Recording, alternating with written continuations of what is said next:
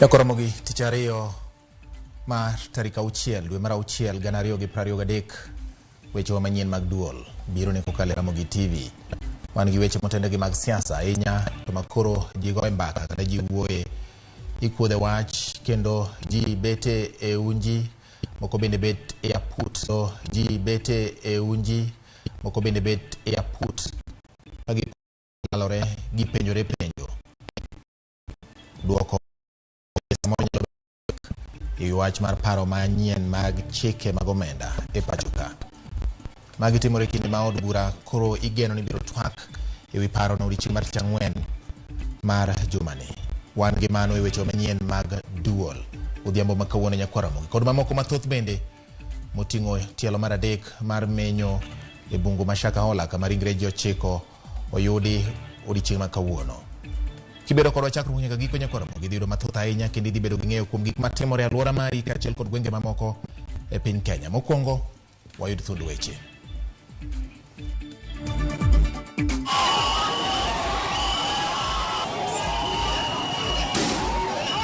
This is going to be one such moment that mass action is going to be justified. Apaga boro maki gi obila ng'anyo mano bagi gi riwruoge ma ok mag sirikal makwedo paro mar chik mar omenda kazi miyo to bwogo mar diedo.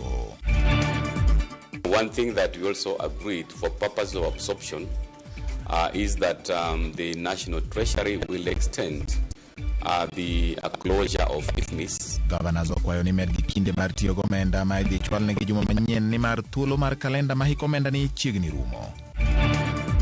Chenro mar manyo ringre ji e bungu ma Shakahola ochakore kendo kaka wuono ringre ji 9 ogol e liete.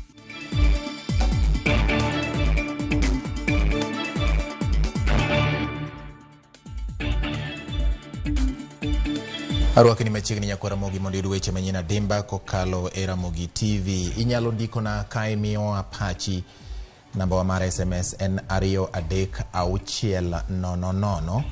Kata bende inyalo luwo weche kokalo e Facebook ma en Ramogi TV Kenya, YouTube kaachiel kod Twitter. Twitter handle en @Ramogi TV KE. Jaloko mara iluongo ni Belinda Adhiambo. Nyagimoremo wan kode ka nyaka watiek weche manyien. Bang'e to twak biro gi Trevor Ombija ma bende gidhigo mbaka kotenre kod weche mag paro mar chik mag omenda koting'o weche mag osuru e iye. Kik idhi mabor nyakwara Ramogi bed koda chakruok nyaka giko. Nyinga en George Bati. Jagoro mongirore migawo mar udi Charles Hinga koro pogore paro kod moko kuom jotend sirikand Kenya Kwanza ma osebet kathiano ni paro mar chik mar omenda ma higani ibiro kal ma onge lokruok kata matin. Mana kaka Edwin Okoth lerono, Hinga ne ochako lieko ni moko kuom chike maluoro omenda ma ichano juog jogo ma yudo sara mondo mi oger godo udi ma nengogi oyweyo idhi loki. Edwin Okoth miyo walerni. Liet mar akweda ma osebet ka omako paro mar chik mageto juoga tamala 3 mag osach jogo mondiki mondo ger godo udi ma nengogi ni piny koro chal ma osechako nyayo lemo. Jagoro mongirore migawo mar udi Charles Hinga wacho ni bang' winjo ywak kowuok kuom jopiny e wi choko mar omenda no koro bi juogo osuru e wi omenda ma ochoki kuom jogo mondiki ka ochopo seche ma gidwa kawo omenda no. Is the current bill as it is it going to be like that when it is finally done? I believe the answer is no, because there are certain things. For example, let me give you one. In the current bill, it says that when you have withdraw your money after 7 years, there will be a tax. So as the executive, we have gone and we've sat down and we said to create an incentive for people to save. Can we then say that the withdrawal will not have taxes? And the answer is yes. Paro mar chik no bende ne oloro ne jogo madwaro kawo omenda gi bang' higni 7 kama ne oyienegi mana kawo omenda ma ong'adi osechegi kende kama ogol kod kembe ma ondiko gi to pod ne dong' kuom higni 7. Mano bende koro Hinga wacho ni sirikal osegoyo bade piny. And we have looked at that and we have said it is a fair call, and so we are going to propose that at the anniversary of 7 years, if you haven't gotten a house, you can withdraw your portion plus the employer's portion. Piny owacho bende koro ni kod wich bar mar keto thenge omenda marom kod atamala 3 mag osara ma ichulo jotije mag piny owacho sani. omenda manyaka kete budget ma higani. Ne jogo ma ok ondiki, fuong'ruok nitie nikech gibiro mana golo omenda no ka gihero, kende kwan ma gihero ka chakore $200 kende. How will Juakali make contributions? They will make contribution via the voluntary scheme. At the moment, we don't have a way of them getting into the mandatory. And Chair, we have tested it and it has worked. In Park Road, I have 45 Juakali artisans that are homeowners. Gima ne pod otamo jagoro noduoko e nyim jood bura en ni atamala dek manyaka ng'ato ka ng'ato ma ondiki golno en osuru koso. This is a very technical question because when you mandate people to do something, especially in the money bill, or takes the form of a tax, the only difference, if we want to say it is a tax, for example, the only difference is that it has a differentiator from the other ordinary taxes.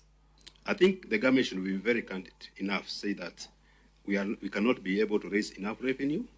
We cannot borrow domestically and internationally because our interests have gone up, and say that, these are form of borrowing. Actually, government is borrowing from the citizens.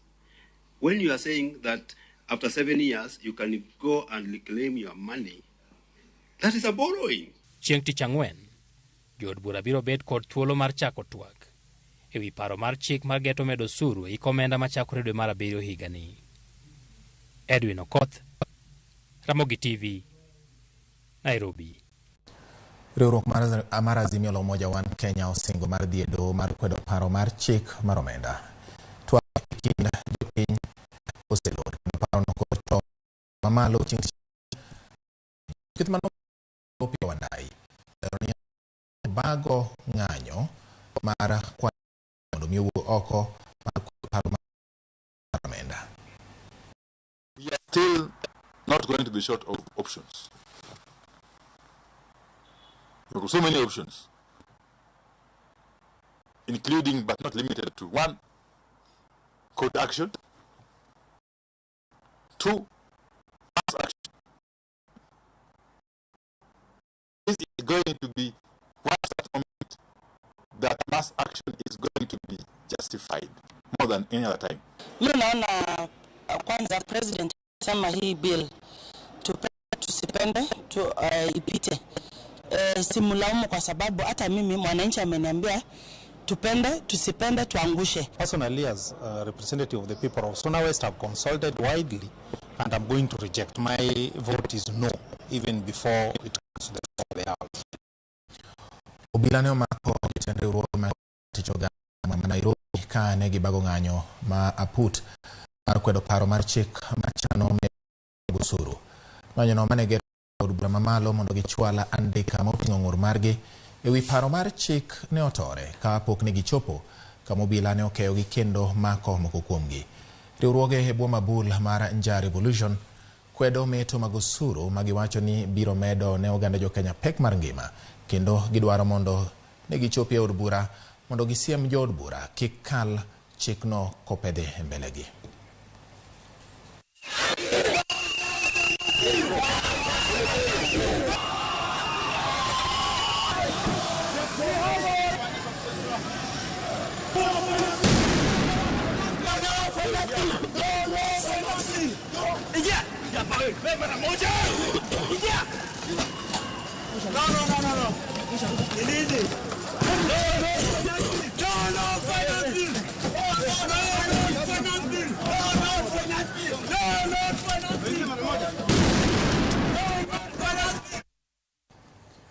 Kapod wane motende gi weche mag ng'iyo ni to paro mar omenda ni biro bedo nade. Jopiny osebedo kaseyo jood bura kuom rem chwalo tijgi ka oluwore kod chik kendo bedo ka gitiyo kaluwore gi dwaro mar bad sirkal maduong' ma iluongo ni executive. E giko juma ni e kaunti ma Narok, kata e giko juma mokalo e kaunti ma Narok, jatend piny Kenya William Ruto nyocha nowacho lela ni odhi keto wang'e mar neno jood bura madhi kwedo paro mar chik mar omenda ma 2023. Dibed ni en adier ni od bura oteki gi sirkal maduong'? Chris Owino kolo nowachni.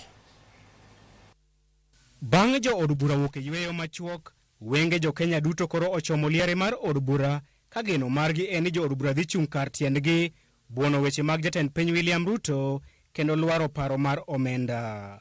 Jotelo mag Kenya Kwanza osebedo ka goyo korgi ni paro mar omenda kata finance bill dhi kadho gi thuon kendo golo siem ne jo od bura margi mabiro dhi ataro kod chung' mar jatend piny. Ona pia media yote iko hapa, mujue ya kwamba hii kitu sisi tutapitisha, na nilisema na nirudie, serikali haishindwi. Mimi kama chief whip kule bungeni nitahakikisha hii kitu ya finance bill imepita, kwa sababu lazima serikali iendelee mbele. I am waiting for them to go and vote against the employment of these young people. I am waiting for members of parliament to go and vote against housing that would give these people a chance to own a decent home with 5% mortgage when you yourself as a leader is getting a mortgage because of the taxes paid by the people of Kenya of 3%. Weche makamago osenyuolo paro mathoth e kind jopiny ka bende jatend piny William Ruto miyo luor chik mayango ni bede adek mag piny owacho magin sirikal maduong', od bura kod doho ochung' kar kendgi kendo ok nyal yudo chik kowuok kuom ng'ata ng'ata. Chikwa mar Kenya mar 2010 wacho ni wan gi arms mag sirikal mopogore. Wan gi executive kama president nitie, wan gi judiciary, to wan gi legislative. Wan very independent, wan watiyo gi pachwa. Omiyo adawacho ni ker mar piny nenre ni en dictator. Sama koro chiko ji ni otim kako dwaro kata rach kata ber, mano signs mag telo marach. Buopen chike manyien gi onge kaka ng'ata ng'ata moa oko mar bunge nyalo siemo wang' jo od bura ni nyaka kal chik e yo makama kata e yo machielo. Mano en koso ng'eyo ni od bura kata bunge en migawo mar sirikal mochung' kar kende, kendo ma ok nyal chik e yo moro amora gi ng'ata ng'ata moa oko mar bunge. Weche mag jatend piny kod jalupne Rigathi Gachagua bende medo mana puodho luoro ma jopiny osebedogo e kinde machien ni piny owacho mar Kenya Kwanza omako mafuanda bad migawo mar doho kod od bura. Ineno jatend Kenya onge gi vote e parliament, lakini en gi joge ma noyiere kode kaka jo UDA. To nyaka ing'e ni executive gi parliament and judiciary are separate arms of government. Ma moro ka moro ntiere gi gimo onego bed notimo kokonyo go Kenya. Koro president no en mana gi gimo wacho ni oben gi ratiche mar loso, nikech en joge manondiko finance bill ni. Koro onego bed nowene joma koro dhi nono wach ni e bunge, wabunge odhi bed piny, nikech wabunge gi be gi represent ga jopiny, ok ni president Kenya ma represent ga japiny. Koro bunge na I expect ni bunge na kodhi e bunge kacha to sesomo gino ong'eyo ni koro constituency mawuoke ni joga to wacho nang'o, gineno ka gini be ber negi, be gik mantie iye kae gi dhi konyowa kaka constituency marwa. Kata odoko ni moko kuom jopiny seyo William Ruto kuom temo chiko od bura taro kod katiba, nitiere paro machielo ni Ruto ne owacho weche makamago ka jatend duond bura mar UDA kod Kenya Kwanza. Dibed ni Ruto ne oloso kamano kaka jatend duond bura mar UDA kod Kenya Kwanza kose kaka jatend piny. Ok onyal chiwe kamano. Kichiwo chik ni jo od bura to chiwe through jatend gi manie od bura. En gima iyalo e duol mar jo od bura i od bura. Kaka kweth mang'eny kata kweth manok. Ok nyal chiwe e rally kata e kanisa kata e liel. Timo kuongo ino kin ja od bura. Kaka Ruto. An kaka jatend kweth manok, kaka jatend kweth mar Azimio e od bura. An nga tiro mar chiwo direction ni jo od bura magwa Azimio nwaluru kama endi. An kaka no ka Ruto na loso, kuno loso kaka party leader, no loso kaka president. Nikech no attend like sort of a presidential function. So mondo president losi kaka no loso ko kweny ko wacho ko siemo weng jicha. Odanero ni okode be loso kamano, okalo keo mare. Number 2, gimi penjo ni no loso kaka party leader mar UDA kong'iso members ge mondo go kura kako dwaro.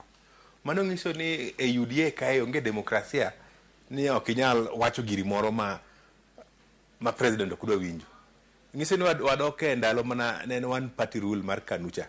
Riwruok mar Azimio kod Kenya Kwanza duto osingo mar kawo okang' mager ne jood bura margi mabiro dhi ataro kod chung' margi e kinde goyo ombulu e wi paro mar omenda juma manyien e od bura mamalo.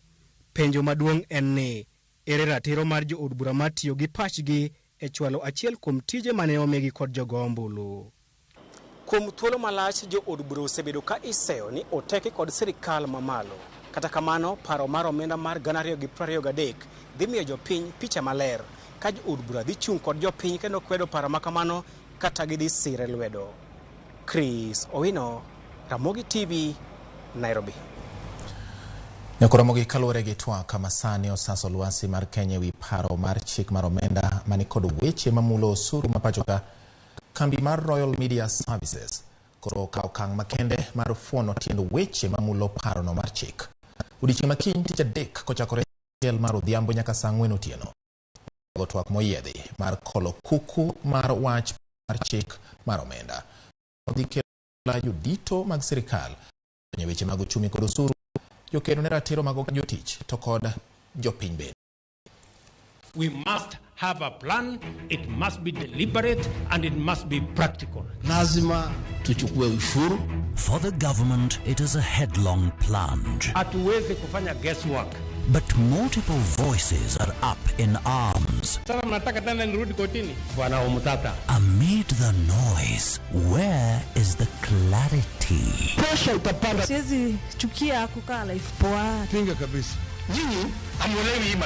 This Wednesday, the Royal Media Services presents The Big Conversation. Airs on Citizen TV, Ramogi TV, Inoro TV, Radio Citizen and Hot 96, starting 7 p.m. to 10 p.m. From government to tax experts and border riders, it is a stakeholders forum like no other on The Big Conversation.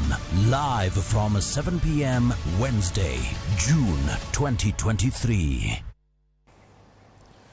Riwruok mar Governors koro kwayo migao mar omenda mondo migi thuolo moromo mar tiyo gomenda ma igeno ni dhi chwalnegi juma manyien. Governors ywak ni poni olor thuolono kaluwore kod tarik ma chik opuodho ni lore hik omenda biro bedo matek timo dongruok gi omenda ma osedeko kapok ochopo ne counties. Walter Nyambaga nigi mathoth. Bang' singo manyo migi ni omenda dhi donjo aguch omenda ma counties juma manyien, Governors go koro dwaro ni mondo migi thuolo moromo mar tiyo kod omenda michan chwalnegi juma manyien. Governors go wacho ni ka osom budget kapok gitiyo kod omenda maromo bilion 94, to chalo ka gima piny owacho dhi ng'wano pesano kapok counties otiyo godo. Giko ni migi nyaka tarik 15 dwe mar 7 kata odoko ni budget mar ikomenda mar 2022 2023 to isomo giko dwe ni. Now, one thing that we also agreed for purpose of absorption is that the National Treasury will extend the closure of IFMIS up to 15th of July so that at least counties can be able to absorb the monies. Also, we agreed that the control of budget should also expedite approvals of all the requests from the county so that at least the monies which have been disbursed can be released as well. Jakom komiti mar omenda riwruok mar Governors Fernandes Barasa wacho ni giseketo winjruok kod migao mar omenda mondo lor negi mbui mar IFMIS eka counties obed gi nyalo mar tiyo kod omenda e dino fuoge moko mosebedo nyaka ne deko mar omenda chakre. But what we have agreed with the National Treasury is the issue of the closure of IFMIS. Once IFMIS is opened up to 15th, then of course we are sure that the monies will be spent. Now, going forward, we have also got an assurance from the National Treasury that the release of funds will be in accordance with the PFM Act, where specifically we have Section 17 that provides for the monies to be released by the 15th of every month. So we are optimistic that things will change. Enyim od bura mar Senate, riwruok mag Governors opedho pachgi wi omenda mar pok maromre mag counties manichiene yore mag dongruok eka gidwaro ni mondo counties olos board moro mabiro rango omenda go kendo bed kod teko kuom omenda go mar dongo counties mapok ogo okang' yor dongruok. We go by the recommendation of the courts so that this funding will be released by the national government as conditional grants. Senators go benene dwaro ng'eyo lai ma ibiro lu mondo yangi counties mantiene yore mag dongruok. If you choose marginalized areas, I'll be coming here to say, give me my bit because I have Maraba slum in Kakamega town. This money should be ring-fenced for the counties that were marginalized for many years purely because of the political setup in the country. If the national government has decided to directly implement, do it. Don't bring in the county government, the county executive committee member for finance to prepare plans and so forth, and really cause a problem in accountability. Bende giumo igi piny ningang e chenro mag thieth ok ne giduok ne sirikal mamalo kaluwore kod okenge mosego e yore mag thieth mag counties. The government since 2013 has increased their budget by more than 100 billion in terms of the health function, which is the discussion we should be having. This idea of just calling a dog a bad name and then you kill it is what gives this excuse that you can now take over the function. The biggest function and the biggest service counties are offering is a function of health. And the day the national government realizes that this service should be given its entirety to county governments with the funds, then we will be having a different story. So please change the shift. Riwruok mar gavanas koro chiwo thuolo makende ne piny owacho mamalo mondo ochwalnegi omenda mar pok maromre kaka yor chwalo dongruok ne gwenge mojwang' e yor makende. Walter Nyambaga, Ramogi TV, Elere mar od bura, Nairobi. Jalup gavana mar kaunti ma Siaya William Oduol kawuono ne ochopo e nyim komiti mar od bura mar kaunti ma Siaya manono paro mar dwaro gole oko e apisi. Okil mar Oduol Paul Nyamodi ne obedo motegno mar penjo e nyim komiti no bang' ka duol makwedo weche mag mibadhi e pacho ka ma bende wacho ni dwa tudogi gi weche mag mibadhi. Jakom mar komiti no Francis Otiato ne ong'ado ni Oduol ni kod bura ma winjore odwoki kendo apisa ma ochung' ne chenro mag pok mag mwandu matin ogol bende ne omi thuolo mar chiwo neno mar yango ni Oduol ne otiyo marach kod apisi mare. What we are doing, we have read the charges and we have a response from Honorable Oduol. Do you think in any way, when Honorable Oduol puts his case and the witness puts a case, or will we start, because then even the witness is responding to what? He needs to know, following the statement that he made, is there anything that Honorable Oduol is saying? Because again, at a point, we'll have to go back and forth. With respect, Chairman, I thought we were running against time, so I said not true in total, for all three counts. Not Thank you. I deny. Thank you. In count number 1, we have our director, procurement. Please, director, come and take a note. Kowuok Siaya wadhiane kadhodh nam chumbi e kaunti ma Kilifi e bungu ma Shakahola. Ringre ji ochiko yudi e bungu ma Shakahola e tielo mar adek mar menyo e bungu no kendo kelo kwan ringre duto moseyudi chopo 251. Koyawo tielo mar adek mar menyo e bungu ma Shakahola, jatend migawo mar arita Kithure Kindiki owacho ni jadolo ma Coach Paul Mackenzie ibiro yawne bura mar nek mar galamoro.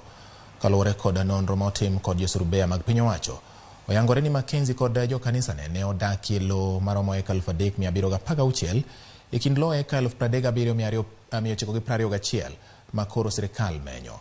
Piny owacho bende ochako chenro mar gedo mag apaya e lobno mar konyo apisa mag arita jiwo chenro mag arita kod yango liete mamoko mane oike ji e bungu ma Shakahola.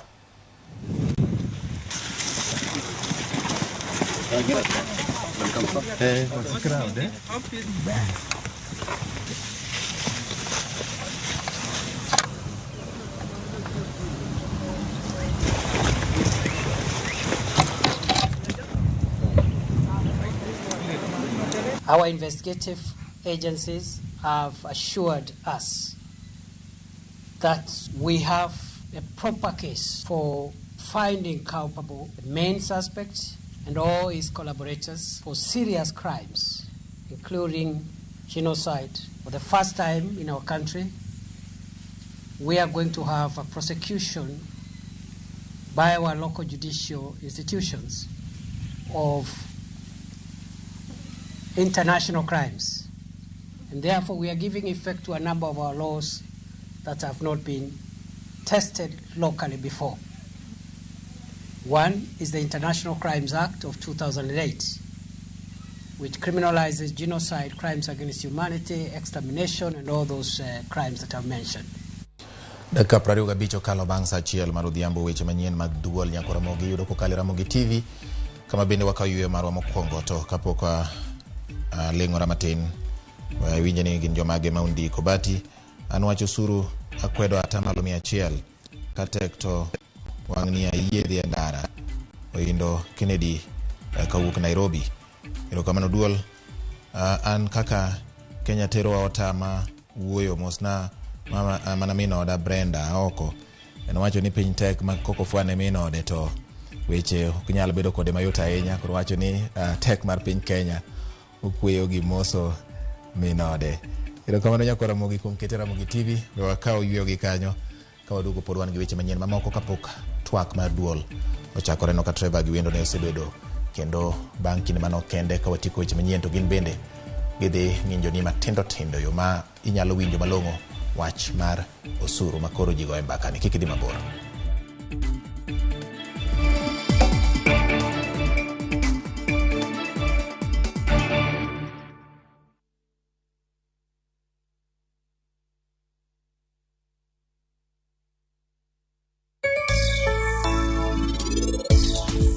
An adwa dhi romo nyaka gi mama ni. Karawadhi? Ya mama yawa. Igolo picho. Pima tumne ok en pima ana dhi modho. Atero ne jil mondo nen wan joma beyo.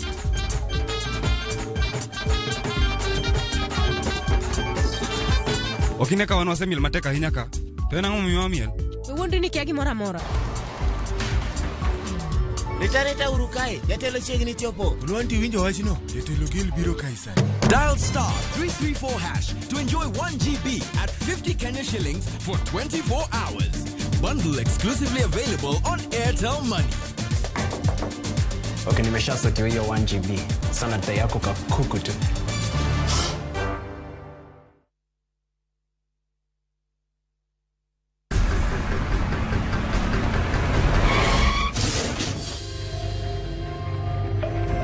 Pole sana madam. Usijali. Wacha wasiwasi. Jana ni nini mbaya? Unaangushaji customer bana. Kuendesha bike bana. Nimemwambia atulie. Atulie aje amumia. Niko na bima boda. Bima boda. Bima boda inaketa kila kitu. Aje sasa. Bits zote za hosi ziko catered for. Chukua simu yako. Una dial star 487 hash, choose insurance. Alafu na select hapo bima boda, fuata hizi instructions zote. Once you pay unapata that party sticker yako instant. Kain gyo kumba mar boda boda mari. Kata kama sira ujuki, one kodi. Kike baji goi, bang masira. Yudo kumba mar bima boda, ne boda boda ni kawuono. Enengo moyueyo mar shillings 100 kende. D star 487 star 4 hash. Mondo mi yud bima boda. Jijenge na shilingi 1500 guaranteed kila wiki kwa kucheza Kaende Jackpot. Shiriki kwa kutumia 50 bob pekee, cheza na Autopic kwa kutuma neno KJP kwa 29063. Not for persons under the age of 18. BCLB number 416.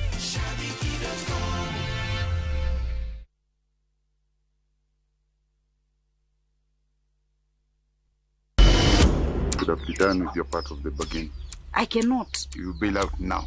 You get nothing. Follow the story of Yokubu who blackmails his neighbor. No one is too poor to have something to give. What are you talking about? Wait, please. In addition to everything else, he commits a sexual assault against Stella. I know you've been sleeping with my son. He did it. Who did what? He told me he was going to kill me if I told anyone. What are you doing in my house? We're pregnant. How sure are you the baby is even yours? Now Stella is pregnant and a lot more truth is about to come out. There's this secret. Ubako magili kupatiana story na to suspense. We have another brother. View Sasa brings you an exclusive series, Dreadful Twist.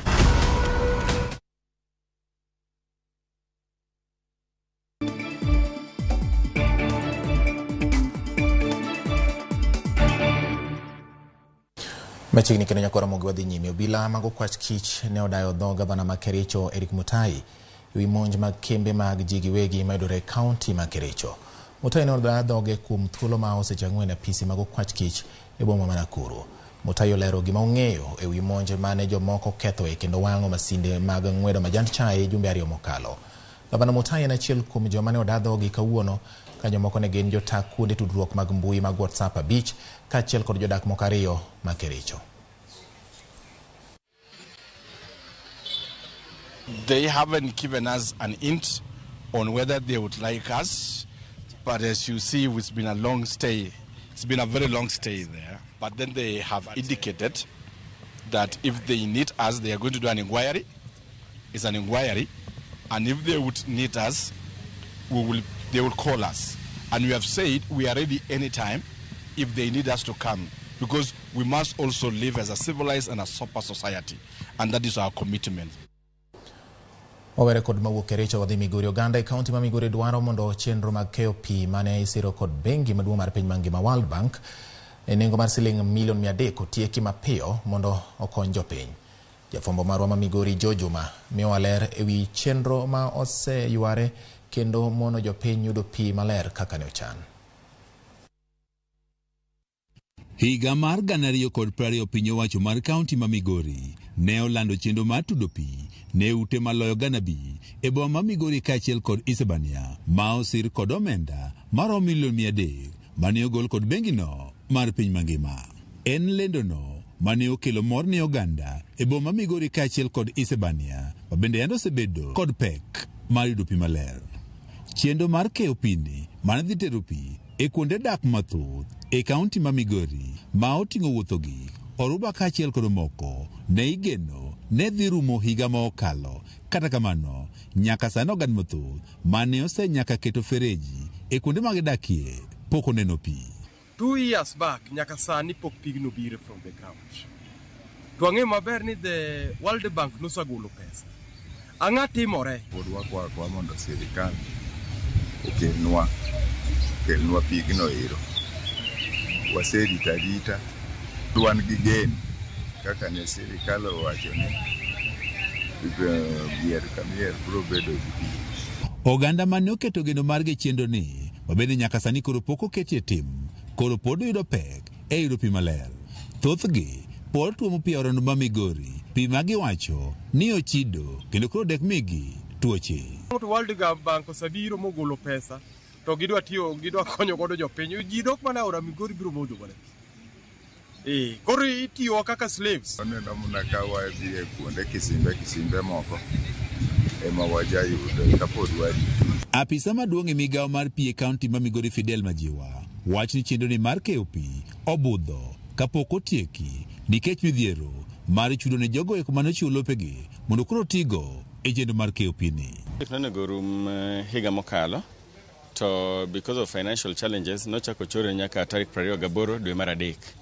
Kano chopo to tarik 28 dwe mar adek ni be nok otimore nikech kalore kaka pesa wuok kidam to nwasebet piny contractor banwa wacho gigo gi Central Rift Services gi Lake Victoria South bo winjeni project no ne wen dhi mbele.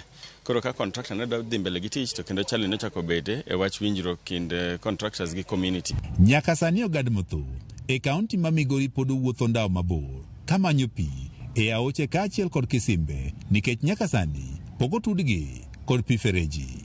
Yudo mana pi from kisimbe to chieng' be sani tiko mbele ka. Ji dhi bedo gi pi, ji dhi bedo gi sera mar pi, kipindu bende biro. To gik mwang'i ahinya en yo mwanyalo make sure ni community mane rural gi community mane urban oyudo pi e yo makare. Dwaro margi en ni piny owacho mar kaunti ma Migori oket mainogi e chenro mar kepi maler ne oganda duto. George Juma, Ramogi TV, Migori.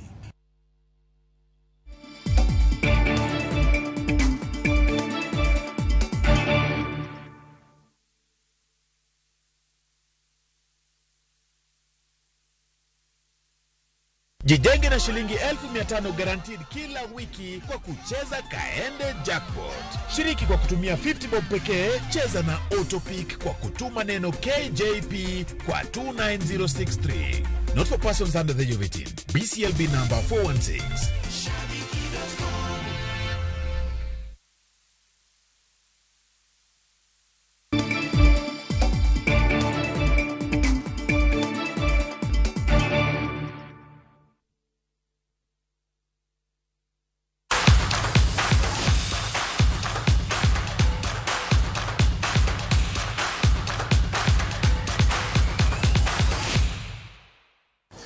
Machiegni wadonjo weche mag tuke. Klab mar Gor Mahia omakore ng'ut gi ng'ut kod Tusker FC e piem mar laro okombe maduong' mar adhula ma higani mana kaka notimore e higa mar 2012. Johera mag Kogalo ok digombo paro higano mane Tusker okawo okombe lwetgi.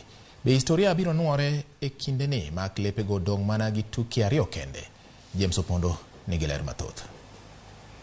Bang' chielo klab mar Ulinzi 2-0 e alap ma Moi International Sports Center Kasarani, klab mar Gor Mahia koro omako thuolo mokwongo e chung' mar lig gi points 67, points 2 mbele klab mar Tusker FC mane olo gonde 2 kuom achiel gi klab mar Wazito e alap ma Muhoroni. Kata kamano, kocha mar Kogalo Jonathan McKinstry wacho ni tich pok orumo.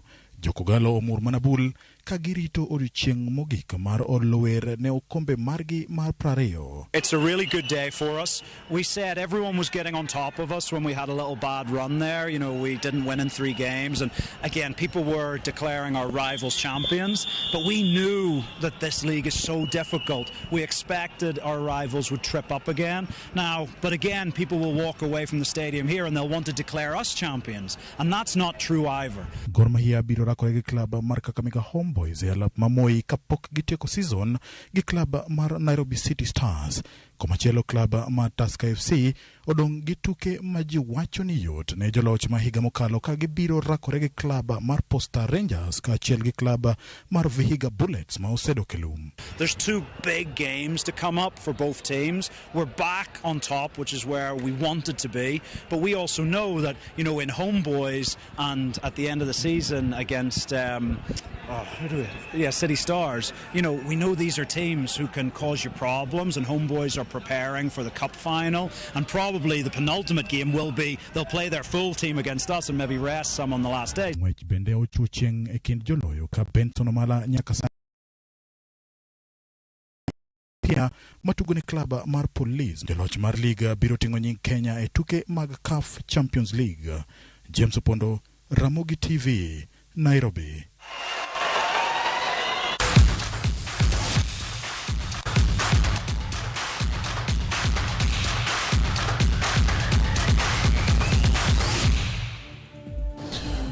Mane makelo giko mar weche onyien mag duol. Tielo mar 2 mag duol biro ni bang' nyiri machuo kende kod Trevor Mbija ma bende osebedo ka gi wendo mare gigoni Rubin e weche mag osuru kendo gidwa ng'inje ma gibiro nywase malong'o mondo winje makare kendo yo manemba. Jaloko mar obedo Belinda Dhiambo kuom thuolo no duto. Nyinge en George Bati, uriti masane.